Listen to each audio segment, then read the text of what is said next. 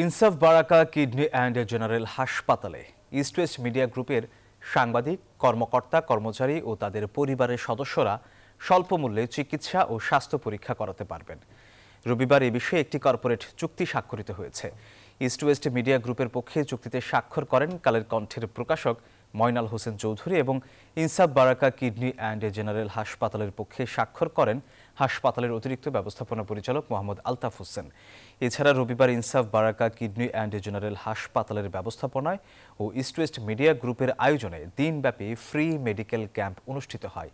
এতে ৩ শতাধিক সাংবাদিক, কর্মকর্তা ও কর্মচারী কিডনি, রক্তচাপ এবং হৃদস্পন্দন সহ বিভিন্ন স্বাস্থ্য পরীক্ষা করান। এছাড়া একজন চিকিৎসক বিনামূল্যে স্বাস্থ্য পরামর্শ দেন। এর আগে মেডিকেল ফ্রি ক্যাম্পের উদ্বোধন করেন ইস্ট ওয়েস্ট মিডিয়া গ্রুপের উপব্যবস্থাপনা পরিচালক কাদের গনি চৌধুরী। অনুষ্ঠানে অন্যান্যদের মধ্যে উপস্থিত ছিলেন ইস্ট ওয়েস্ট মিডিয়া গ্রুপের নির্বাহী পরিচালক মোহাম্মদ ইয়াসিন হোসেন পাভেল, জাতীয় প্রেস ক্লাবের সভাপতি এবং দৈনিক কালের কণ্ঠের সম্পাদক কবি হাসান হাফিজ, বাংলাদেশ প্রতিদিনের ভারপ্রাপ্ত সম্পাদক আবু তাহের, বাংলা নিউজ 24-এর নির্বাহী সম্পাদক তৌহিদুল ইসলাম মিন্টু সহ আরও অনেকেই।